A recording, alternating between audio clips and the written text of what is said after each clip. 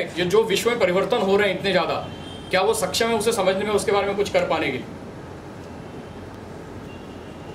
तो ये सवाल उठता है, लोग मेरे से पूछते हैं फिर क्या किया जाए? ये अगर सिस्टम ब्रोकन है, तुम कहते हो ब्रोकन है, सबको हम भी मानते हैं ब्रोकन है, बहुत सारी चीज़ें जो नहीं होनी चाहिए हो रही हैं, उसको कैसे फिक्स करें? क्या करना चाहिए फिक्स करने के लिए? तो मैं कहता हूं एक सरल, इसके उत्तर देना कठिन है, पर एक प्रयास किया है सरल उत्तर देने का। इसका उत्तर सरलता से 2 मिनट में या 10 मिनट में या बल्कि 2 घंटे में भी देना बहुत कठिन है। पर अगर मैं प्रयास करूं तो संक्षेप में मैं लोगों से कहता हूं 3 आय याद रखिए। तो क्या 3 आईज क्या है? ये क्या आय से, क्या 3 शब्द जो आय से शुरू होते हैं?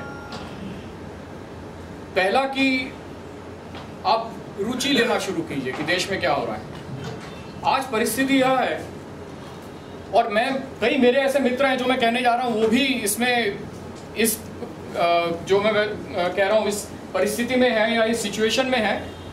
तो मैं कहता हूँ भारत में आजकल बहुत सारे लोग साइकोलॉजिकली, फिजिकली भारत में है, साइकोलॉजिकली वो they have checked out of India, वो भारत के बाहर है साइकोलॉजिकली। हाँ, यहाँ रहते हैं, पर ऐसा मकान जो चारों तरफ से गेट बड़े बड़े, 10 गार्ड, गाड़ी में बैठ के जाएंगे, कहीं इधर उधर नहीं देखना, या तो फोन पे या पेपर अखबार, तो गाड़ी जाती है, दफ्तर में कोई 10 कहीं नहीं, सब काम बढ़िया होते हैं, उनके यहाँ बिजली है, पानी है, सब है, बच्चे उनके सरकारी स्कूल से कोई लेन देन नहीं, सरकारी मेडिकल केयर से कोई लेन देन नहीं, सरकारी सड़क से कोई लेन देन।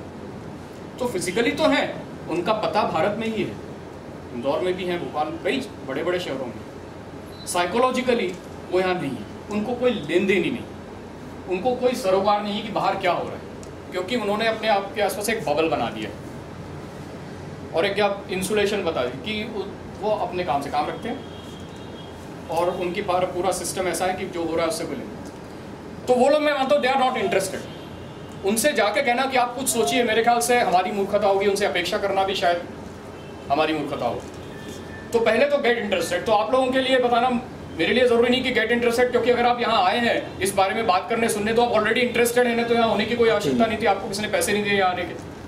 तो गेट इंटरेस्टेड तो पहला आया था कि गेट इंटरेस्ट। मैं लोगों से कहता हूँ कि आप रुचि लेना शुरू कीजिए कि देश में क्या हो रहा है। सिवाय क्रिकेट और बॉलीवुड के भी बहुत सारी चीजें हो रही हैं जिसको गंभीरता से लीजिए, क्योंकि आपके बच्चों का भविष्य उस पर निर्भर करता है।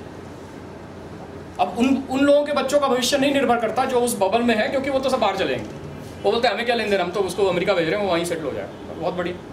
पर बाकी जो लोग हैं जो यहाँ है, या हम जैसे आप जैसे अधिकतर लोग जो अमेरिका नहीं भेज सकते बच्चों को, उनका तो भविष्य यहीं पे निर्धारित है। हमारा बुढ़ापा भी हमारा, हाँ, आप तो जा ही नहीं सकते बच्चे, चलो फिर आप तो नहीं जा सकते। तो गेट इंटरेस्टेड पहली चीज है। दूसरा ये है कि गेट इन्फॉर्म। आज अनफॉर्चुनेटली, दुर्भाग्यवश, हमारे मीडिया की एक बहुत अहम भूमिका होती है समाज में, लोगों को इन्फॉर्म करें, लोगों को बताए, लोगों को हर चीज के 2 पक्ष सामने रखे, उनको एक बैलेंस्ड व्यू दे, फैक्ट्स दे। इन सब चीज़ों से मीडिया पीछे हो गया है। प्रेजुडिस हमेशा रहता है, हर व्यक्ति में पूर्वाग्रह रहता है, व्यक्ति में रहता है, मीडिया में भी रहता है, और उसको मैं नहीं मानता कि हटाया जा सकता है।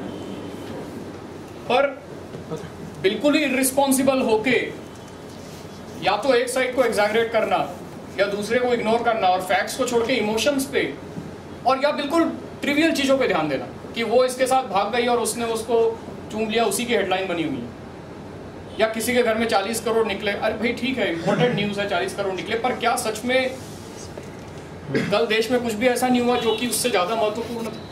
तो मीडिया ने अपना काफ़ी हद तक जो रोल है, मुझे लगता है आज भूल सा गए हैं। किस कारण से, इस पे चर्चा करना कठिन है, अभी समय नहीं है। तो मैं लोगों से आग्रह करता हूँ कि आप आज, हमारे पास एक इंटरनेट और टेक्नोलॉजी से आप सब वाकिफ़ हैं कि हमारे पास माध्यम है जिसमें अल्टरनेटिव व्यू पॉइंट है। मैं लोगों से कभी नहीं कहता कि आप सब छोड़ दीजिए, ये करना, सिर्फ वही पढ़िए। मैं ये बोलता हूँ कि आप दोनों चीज़ें पढ़िए, आप अखबार भी पढ़िए, आप ये भी पढ़िए, 2 तरह के अखबार पढ़िए बल्कि। पर हमारे अखबार भी सब एक तरह की न्यूज़ छापते हैं। बाहर के देशों में 2 तरह के अखबार होते हैं, राइटिस्ट लेफ्टिस्ट, तो दोनों पढ़ ले तो आपको बैलेंस क्यों मिल जाता है। तो गेट इन्फॉर्म्ड, इसके लिए अलग अलग साइट्स हैं। मैं यहाँ पे कुछ उदाहरण दूंगा, इसके बारे में विस्तार से बताने का समय नहीं, पर एक है जैसे nationalinterest.in, बहुत ही उच्च कोटि के लेख और विश्लेषण, इनकी एक किताब भी निकलती है। तो इस पे मैं आपसे आग्रह करूंगा कि अवश्य देखें, चाहे आपकी जो भी विचारधारा हो या थिंकिंग हो, मैं एक बात निश्चित रूप से कह सकता हूं कि आप डिसअपॉइंटेड नहीं होंगे इसकी क्वालिटी ऑफ एनालिसिस से। nationalinterest.in और बाकी बहुत सारे लिंक्स हैं, उस पर अभी विस्तार से आने की आवश्यकता नहीं। और तीसरी बात, गेट इन्वॉल्व। तो पहले गेट इंटरेस्टेड जो आप लोग हैं, गेट इन्फॉर्म जो आप लोग हो सकते हैं, और गेट इन्वॉल्व। तो लोग बोलते हैं भाई गेट इन्वॉल्व से क्या मतलब? हम इन्वॉल्व हैं, हम वोट देते हैं, हम अपना टैक्स भी देते हैं यार, तो तुम आपका और क्या इन्वॉल्वमेंट चाहते हो हमसे?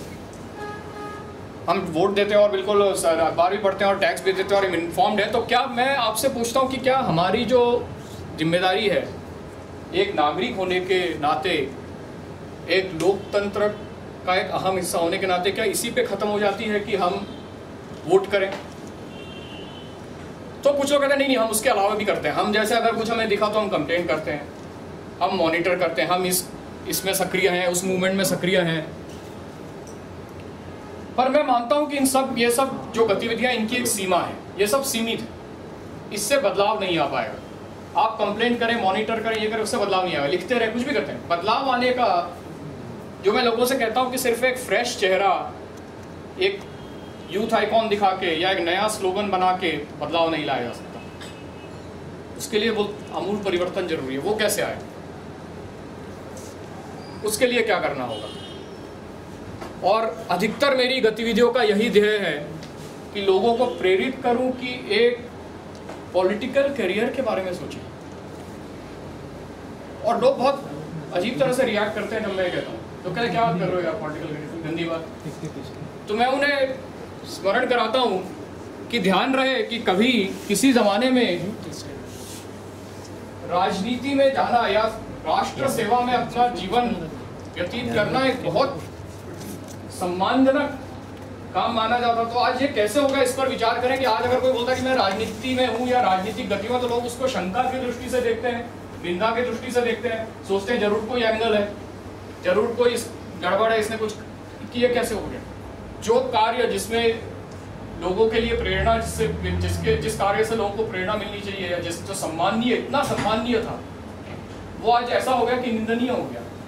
हेत की दृष्टि से लोग देखते हैं कि क्या पॉलिटिक्स की बात कर रहे हैं, उस पर विचार करें। और समय रहा तो मैं प्रश्नोत्तर के समय इस पर और विस्तृत आपसे चर्चा करूंगा।